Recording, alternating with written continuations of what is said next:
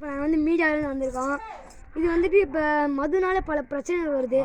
அதை பற்றி நீங்கள் என்ன சொல்ல விரும்புன்னு நம்ம கேமரா முன்னாடி நீங்களே சொல்லலாம். பல பிரச்சனைகள், நிறைய பிரச்சனைகள் மதுவால் வந்துக்கிட்டு இருக்கு.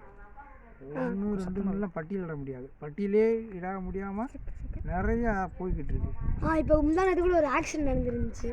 ஆக்சிடென்ட்டு 2 பேர் பைக்கில் போய் பைக்கில் வந்து நிதானமாக போனால் ஆக்சிடென்ட் ஆகாது. மதுவால் போனதுனால தான் ஆக்சிடென்ட் ஆகுது.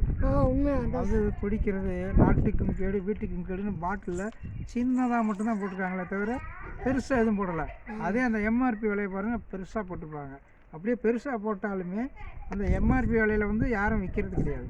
ஆனால் அதோட 5 ரூபா சேர்த்து தான் விற்கிறாங்க. ஆனால் இருந்தாலுமே நம்முடைய குடிமக்கள் அந்த குடிமக்கள் 5 ரூபா என்ன 10 ரூபா எக்ஸ்ட்ரா இருந்தாலுமே நாங்கள் வாங்கி குடிக்கிறதுக்கு ரெடியாக இருக்கோம் அப்படின்னு சொல்லி கடை திறக்கிறதுக்கு முன்னாடியே போய் சட்டரை தட்டுறதுக்கு ரெடியாக இருக்காங்க. அதனால தான் நம்மளுடைய இந்த தமிழ்நாட்டில் இந்தியாவில் பொறுத்த வரைக்கும் வேலைவாய்ப்புகள் வந்து கம்மியாகிட்டே இருக்குது. வேலைவாய்ப்புகள் கம்மியாகலை, வேலைவாய்ப்புகள் நிறையா இருக்குது. வேலை பார்க்குற ஆட்கள் கம்மியாகிட்டே வர்றாங்க. இப்படி கம்மியாகிறதுனால தான் வட மாநிலத்திலேருந்து வர இளைஞர்கள் வந்து இங்கே அதிகமான வேலைகள் பார்க்குறாங்க. என்ன காரணம்னா இங்கே இருக்கிற வேலைகள் பார்க்குறதுக்கு ஆள் இல்லை. அப்போ இப்போ இருக்கிற முதலாளிகள் வந்து அந்த வேலையை யாராவது ஒரு ஆள் நமக்கு முடிச்சு கொடுத்தா நல்லது அப்படின்னு நினைப்பாங்க. அப்போ யாரோ ஒரு ஆள் கம்மியான சம்பளத்துக்கு நமக்கு வேலை கிடைக்கிறாங்க அப்படின்னு நினைக்கும்போது அவங்களுக்கு அந்த வேலையை கொடுக்குறாங்க.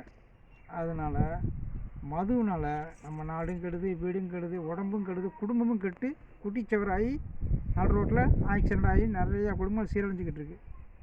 இதுக்கு மேலே மதுவை பற்றி சொல்கிறதுக்கு ஒன்றும் இல்லை.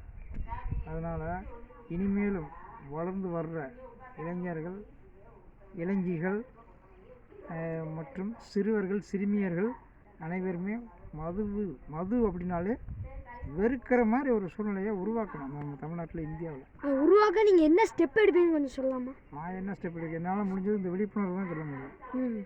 அது ஒவ்வொரு குடும்பத்துலேயும் உங்களை மாதிரி ஆட்கள் உங்கள் குடும்பத்தில் மது குடிக்கிறவங்கள திருத்துறதுக்கான வழிமுறைகளை பண்ணுங்கள், அவ்வளோதான் சொல்ல முடியும். ரொம்ப தேங்க்ஸ்.